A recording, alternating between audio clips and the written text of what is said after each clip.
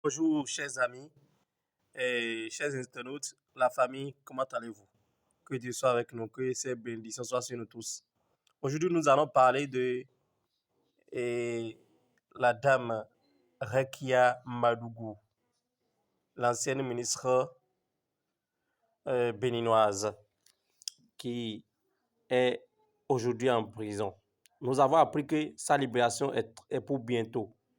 C'est le journaliste Abaka Takou qui nous informe et je vous le lis. Simple question de droit. Si la détention de Rekia Madougou est du ressort du droit, elle sera libérée au plus tard dans 2 mois. Mais Roséa, il me dit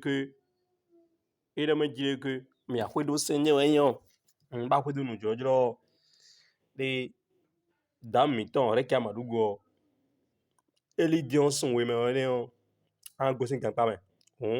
Mais il était dit, alléluia. Les instruments juridiques internationaux auxquels le Bénin est partie prenante sont supérieurs à nos dispositions nationales. D'autres, c'est un de daho de gbeme yo ide yo ido nous kono yehuga Bénin nous bogeton mentomosin. Alors, pourquoi le président Talon a-t-il dénoncé et condamné en dépit de son admiration pour les présidents Poutine et Kagame l'invasion russe de l'Ukraine? Et il dit, il n'avait pas le choix. Le Bénin n'a pas suffisamment de coquilles pour regarder ailleurs pendant que les grands de ce monde regardent dans le même sens. Et pour être partie prenante au protocole des droits de l'homme des Nations Unies, le Bénin n'osera se laisser traiter d'État voyou par les décideurs du monde. Mieux, c'est en ayant confiance en la justice de son pays que le président Talon peut, en se justifiant, dire accepter l'arrestation, la condamnation et la détention de la ministre Rekia Madougou, alors candidate à la présidentielle de l'année où elle a été arrêtée. Mais il se fait aujourd'hui qu'une institution plus crédible et plus légitime que notre justice locale, après confrontation des éléments de l'État de la justice béninoise contre ceux des avocats de la ministre en détention, a estimé dans ses conclusions très indépendantes que la justice béninoise n'a pas suffisamment d'éléments pour arrêter, encore moins garder la candidate du parti Les Démocrates. Le groupe de travail sur la détention arbitraire GTDA des Nations Unies, dans son avis, le groupe de travail sur la détention arbitraire GTDA des Nations Unies, dans son avis numéro 51-22, estime que l'arrestation et la détention de l'ancienne ministre de la Justice est illégale, arbitraire et exige de l'État béninois sa libération immédiate assortie de mesures de dédommagement. Mais l'État béninois, dans la procédure, a un ultimatum de 6 mois pour accéder à cette existence de l'institution de l'ONU.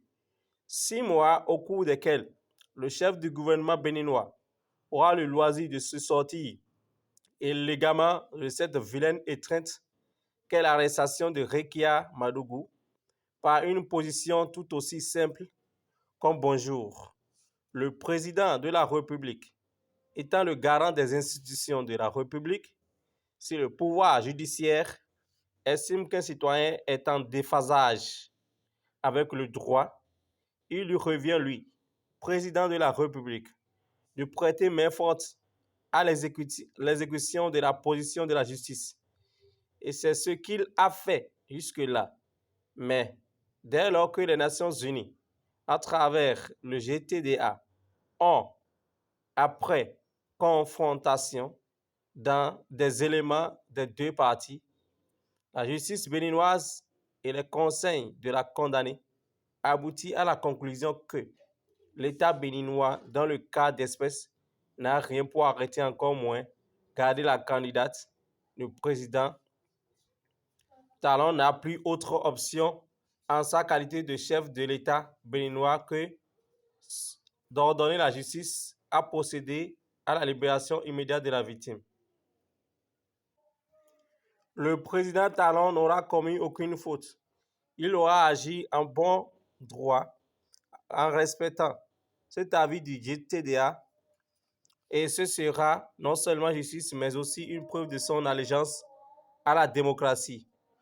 Dès lors, le problème ne se pose plus aujourd'hui en termes de libération de la victime de la justice béninoise, mais plutôt de l'élégance que le numéro 1 du Bénin mettra dans l'exécution de cet avis du GTDA.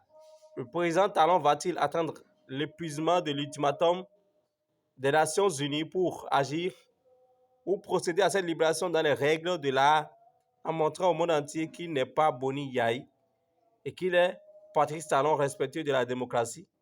C'est bien lui-même qui traitait le Bénin d'État voyou, qui ne sait pas respecter les décisions des juridictions internationales sous le président Yaye.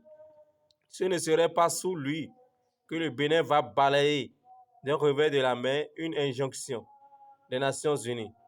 On peut donc conclure, à l'issue de ces entrefaites, que la libération de la candidate du Parti Les Démocrates est actée et que ce n'est qu'une question de jours de procédure au palais de la Marina. On clairement metilemi. O tada non miton, tada miton. O Kai ministre de la justice do Yaye Boni Wenwe yo. Boka kan pa me din yo. Ne si ho gben de yo. Do no mi Hawaii me din yo. Ele din yo sun we me ene yo. Anton sin kan pa me. Badje. Ba yen gadje yo. Il y a dédommagé ton. Il y a compensé ton. Nous devons me mettre. Il y a les nenouis. Ndede jehayo ya dajoton ya sojoni.